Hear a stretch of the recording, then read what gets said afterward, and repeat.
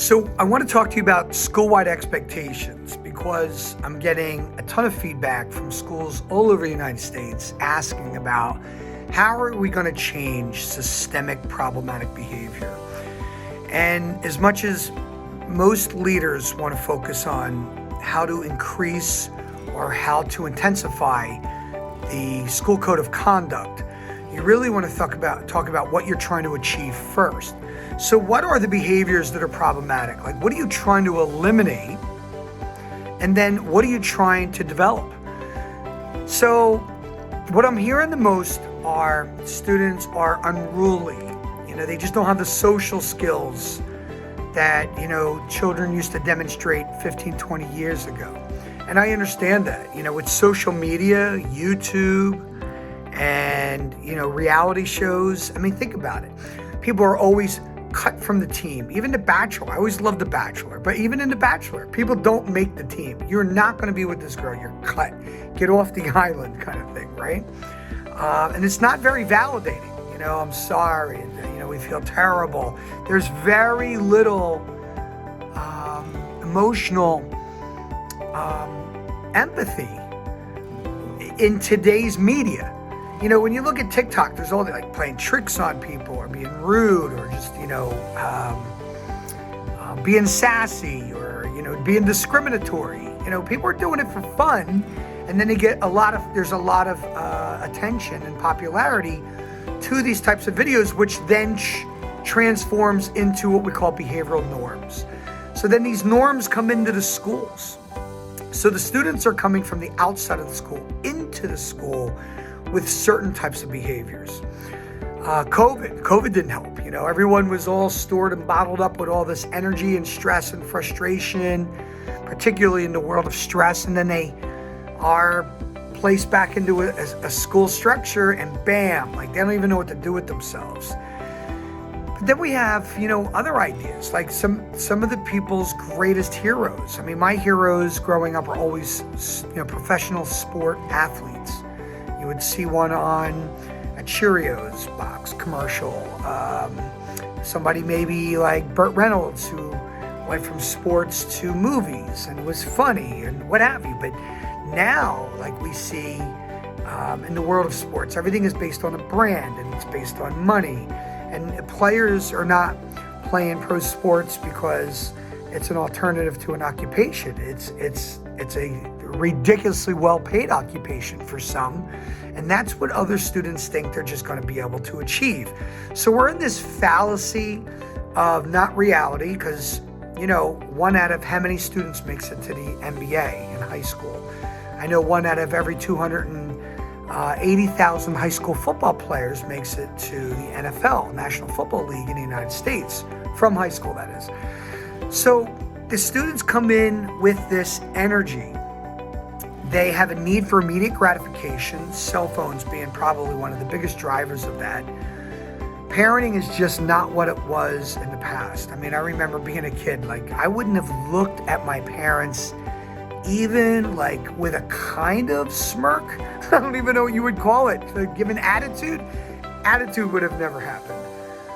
At the same time, because my parents were very fair and consistent in their rules.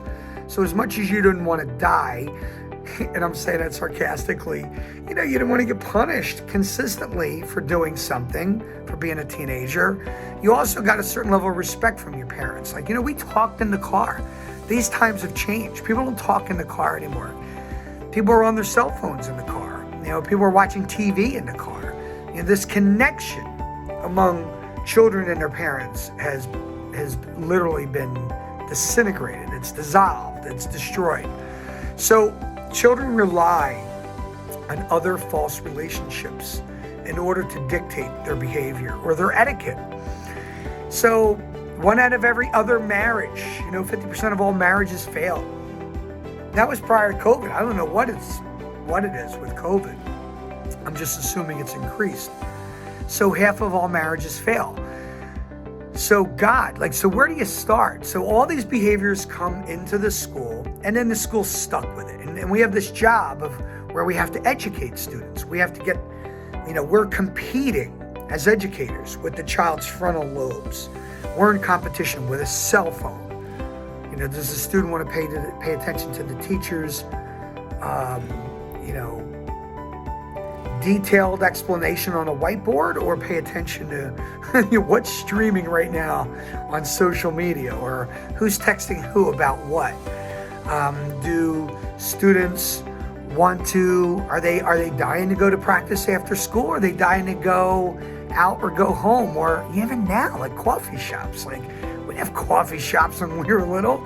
I didn't even have money to go to like McDonald's. So thankfully I ate well, but because I wasn't able to eat that. But kids don't even want to be outside in the sun anymore. Like when I was a kid, you couldn't get a kid to come into the house when it got dark outside. My dad would be looking at me with his index finger, and I would say to my buddies, I gotta go, man. Like, it's done. Now you can't get kids to go outside the house. Like, what has happened to the world? I'm boosting so many kids with vitamin D supplements because they just don't see the sun. It's terrible. So there's all this hostility. Sports have taken a hit. People are just not engaging the same way they did with being organically connected to each other, involving themselves into team structure, whether it's sports clubs or whatever. And people are individualists now. They, find themselves on like cell phones, as an example, computer, whatever, and they are engaging that way with this false reality of, whatever, whatever their high interests are.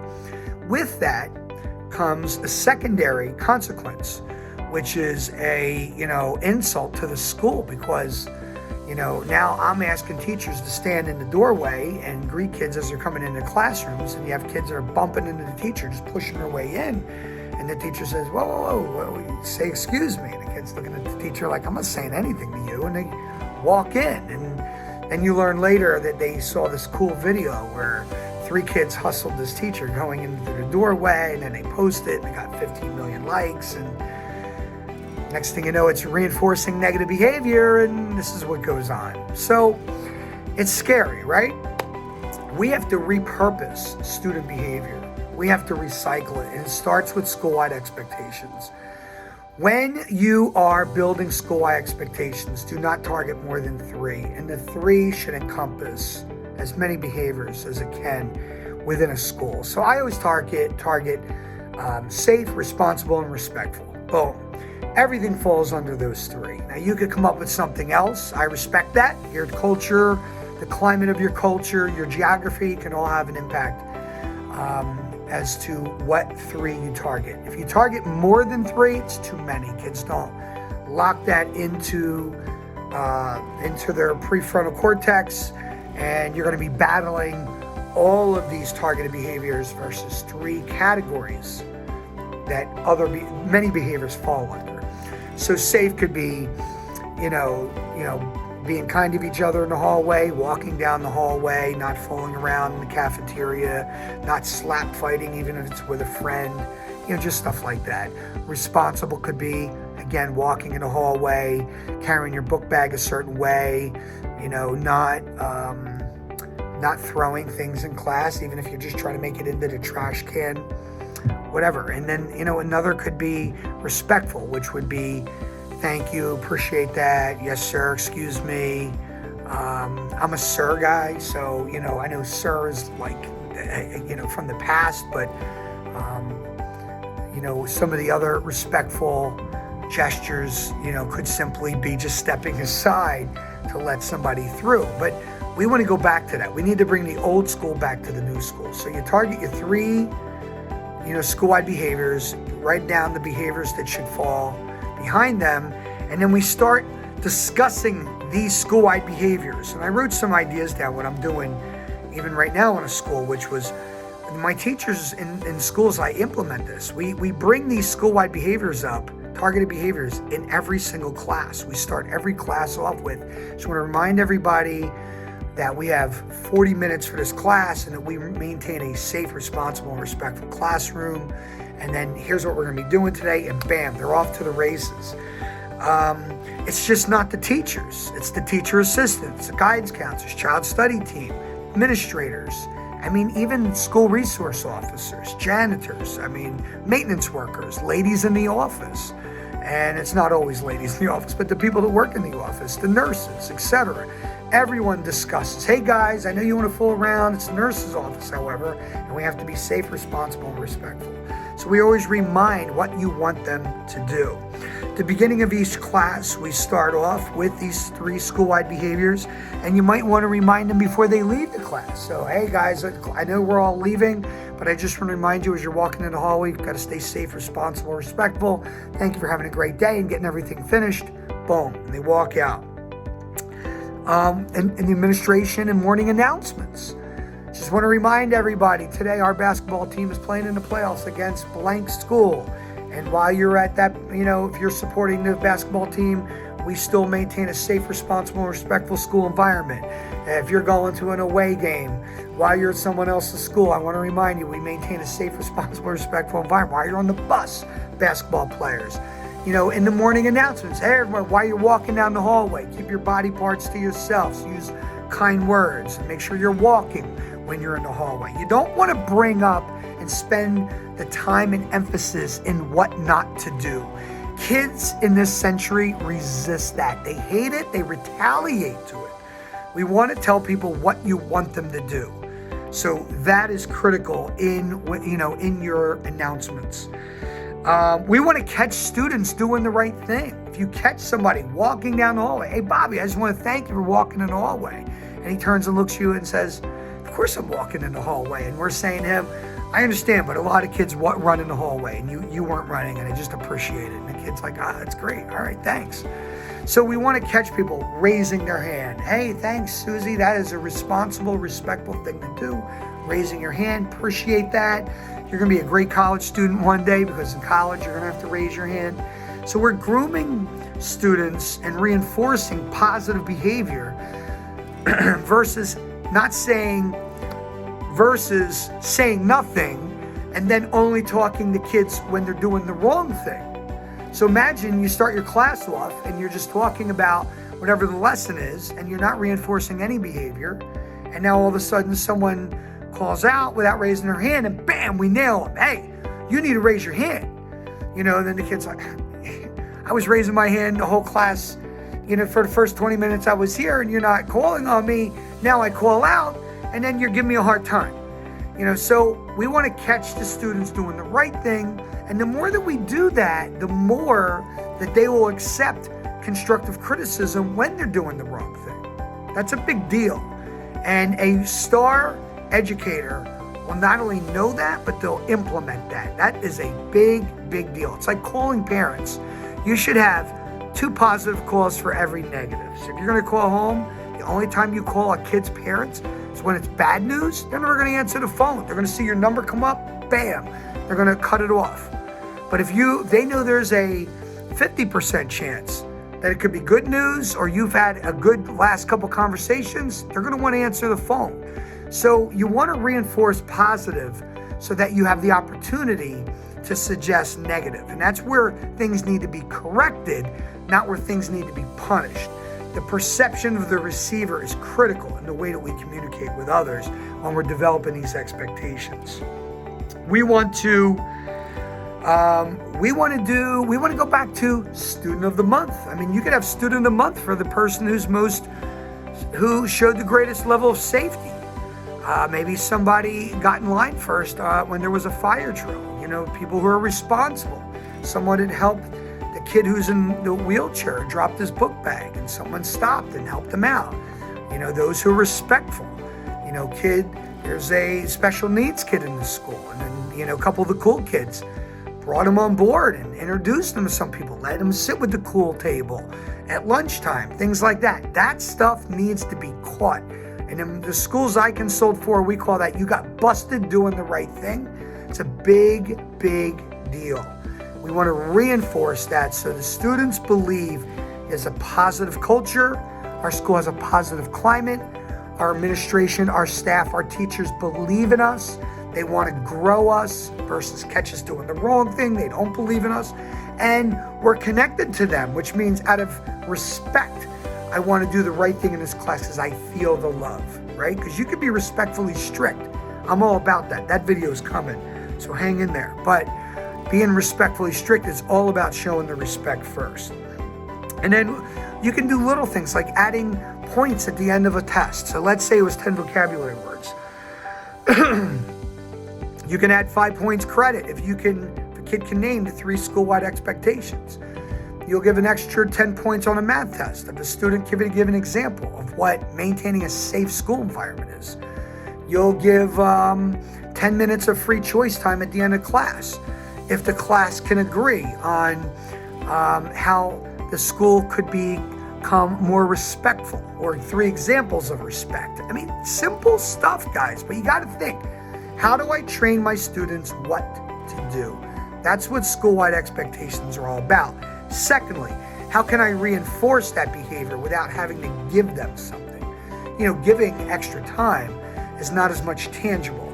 So we're not talking gummy bears, things of that nature, and Skittles. I'm talking about convenience, time, connection, organic systems of fundamental reinforcement, so engagement of activities, etc. And it's the respect. When we say things like, hey, I want to thank you for doing that, or I appreciate when you walk down the hallway that way. It's the reinforcement of the skill, the modeling of the skill, the implementation of the reinforcement, the consistency of the verbal reinforcement that makes the most difference.